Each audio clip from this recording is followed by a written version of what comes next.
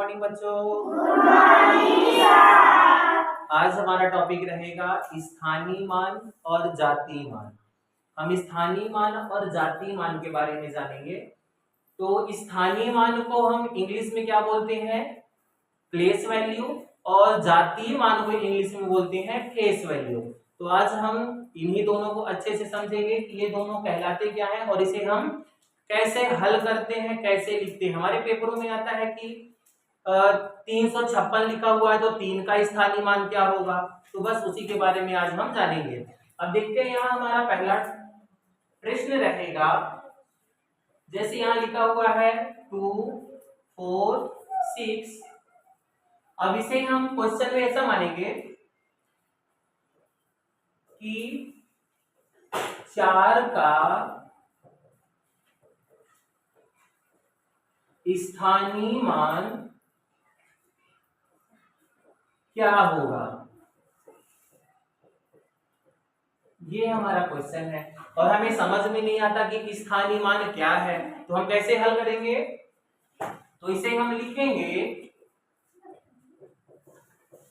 2 4 6 में हमसे पूछा गया है 4 का स्थानीय मान। तो हम बताएंगे 4 का स्थानीय मान, ये इकाई की संख्या है, ये इकाई का स्थान है। दूसरा वाला दहाई का स्थान है। तो दहाई मतलब क्या हुआ? 10।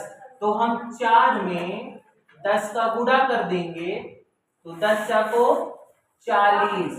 हमें कोई पूछेगा कि 4 का स्थानीय मान क्या होता है, तो क्या होता है? 40।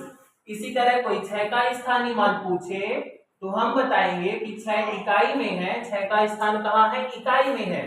तो 6 गुणे 1 करेंगे, क्योंकि 6 इकाई में है। तो 6 का हम पहाड़ा एक बार पढ़ेंगे तो क्या आएगा? 6। कोई हमसे पूछे 2 का स्थानीय मान क्या होगा, तो 2 का स्थान कहाँ पास है? सैकड़ा में। और सैकड़ा का मतलब क्या होता है? 100। तो इसका मतलब 2 में हम किसका गुणा कर दें? 100 का। जब हम 100 का गुणा करेंगे तो हमें मिलेगा 200। तो 6 का स्थानीय मान हो गया 6, 4 का स्थानीय मान हो गया 40 और 2 का स्थानीय मान हो गया 200। हम ऐसे निकालते हैं स्थानीय मान। स्थानीय मान का मतलब है कि उसका स्थान बताना। जो भी अंक लिखे हुए होते हैं उसका स्थान बताना कि वो कौन से स्थान पर है, जिससे हम आसानी से समझ सकें। अब ऐसे ही दूसरा क्वेश्चन देख लेते हैं एक बार करके। दूसरा में लेते हैं 3 9 4 6 5। अब हमसे कोई पूछे कि सभी का स्थानीय मान बताइए, तो हम सभी का एक एक करके स्थानीय मान बताएंगे।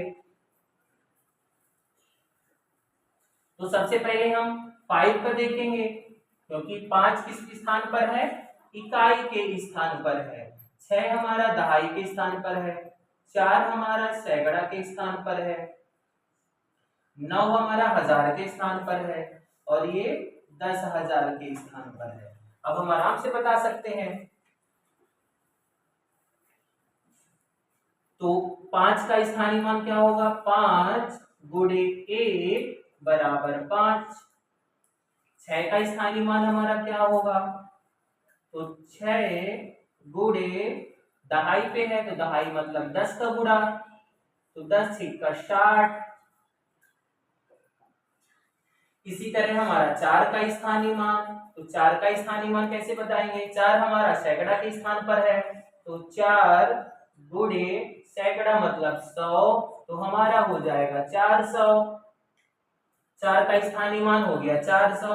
इसी तरह 9 का स्थानीय मान देखेंगे तो 9 हमारा किस स्थान पर है? हजार में है।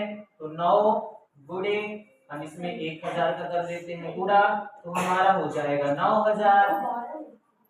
इसके बाद हमसे पूछा गया है 3 का स्थानीय मान। तो 3 का स्थानीय मान क्या होगा? हम 3 में कितने का गुणा करेंगे? 10,000 का गुणा करेंगे। तो हम 10,000 का यहाँ गुणा कर देते हैं तो हो जाएगा हमारा 30,000। ये हो गया हमारा 30,000। ये हमारा सभी का हो गया प्लेस वैल्यू। सभी हमारा क्या हो गया? ये प्लेस वैल्यू, जिसको हम हिंदी में बोलते हैं स्थानीय मान। हिंदी में क्या बोलते हैं? स्थानीय मान। अब देखो इसको हम एक ऐसा ट्रिक लगा सकते हैं, एक ट्रिक की मदद से देख लेते हैं। हम इसमें एक ट्रिक भी लगा सकते हैं। कैसे? अगर हमारे पास यहाँ 3 है, 4 है, 6 है, तो हम ऐसे भी बता सकते हैं। अगर यहाँ 4 हमसे कोई पूछे 4 का स्थानीय मान, तो ये हम 4 लिखेंगे, 4 के आगे जितने भी अंक रहेंगे उसको हम लिख देंगे 0 बनाकर। हमारे पास 4 के बाद सिर्फ एक अंक है, तो हम यहाँ लिख दिए 0। अब कोई हमसे पूछे 3 का स्थानीय मान, तो 3 तो लिखेंगे ही, 3 के बाद कितने अंक है? 2 अंक है, तो हम यहाँ लगा दिए 2 0। ये हमारा बन गया स्थानीय मान। इसी तरह 6 के आगे कोई 0 नहीं। समझ में आ गया तुम लोगों को? ऐसे हम इकाई दहाई की मदद से भी निकाल सकते हैं स्थानीय मान। और ये ट्रिक है, मतलब इसको समझना है, दिमाग में बैठा के रखना है कैसे स्थानीय मान निकालते हैं। चाहे कितनी भी बड़ी संख्या हो, हम उसके आगे अंक गिनेंगे कि कितने अंक लिखे हुए हैं और उतने ही 0 हम लगा देंगे, तो हमारा बन जाएगा स्थानीय मान। ये तो हो गया हमारा, ये हमारा क्या हो गया? Place value. अब हम देखते हैं ये फेस वैल्यू क्या है। अब फेस वैल्यू, चलो जिसको हम क्या करते हैं आगे, अब हमको देखना क्या है? Face value. फेस वैल्यू को हम क्या बोलते हैं हिंदी में?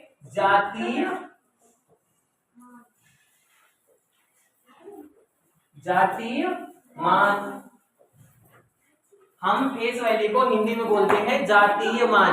अब यहां देखो, जातीय मान के लिए अगर हमारे पास कोई अंक है, कोई प्रश्न पूछा गया है कि 3, 4, 6, 8 में 6 का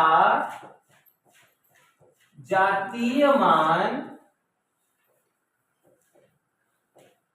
क्या होगा, ये हमारा प्रश्न है। अब हम देखेंगे यहां कि जातीय मान क्या होता है। जातीय मान का कुछ भी नहीं होता। स्थानीय मान और जातीय मान में देखो थोड़ा सा फर्क होता है। 6 का हमारे से पूछा गया है जातीय मान, तो ये 6 अपने जगह पे है, मतलब 6 का हम कुछ भी चेंज नहीं कर सकते। समझ में आ रहा है? तो इसका जो हल होगा, ये डायरेक्टली इसको बता सकते हैं कि 6 ही इसका आंसर होगा। हमसे कोई पूछे 6 का जातीय मान क्या है, तो 6 होगा। 8 का जातीय मान क्या है, तो 8 ही होगा। 4 का जातीय मान क्या है, तो 4 ही होगा।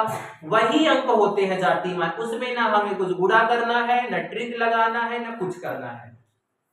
समझ में आ गया?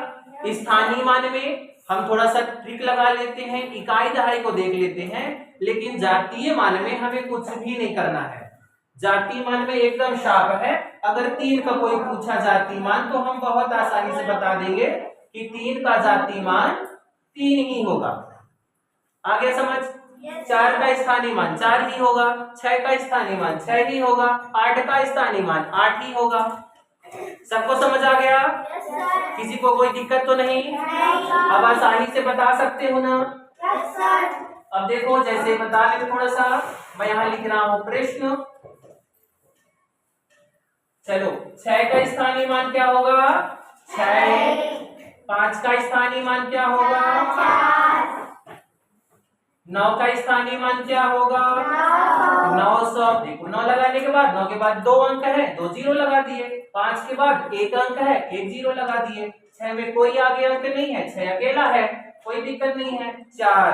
4 में देखो 1 2 3, मतलब 4 बनाने के बाद इसमें हम 3 0 लगा देंगे, 4000 हो गया। ये हमारा स्थानीय मान हो गया। सबसे सरल, सबको समझ आ गया? चलो आगे जातीय मान इसी का देख लेते हैं। मैं अगर बोलूं इसमें 6 का जातीय मान क्या होगा, तो 6 का जातीय मान क्या होगा? 6 ही होगा। 5 का जातीय मान क्या होगा? 5 ही होगा। 9 का जातीय मान क्या होगा? 4 का जातीय मान क्या होगा? तो सबको समझ आ गया? जातीय मान और स्थानीय मान में बस इतना ही फर्क है और कुछ भी नहीं है।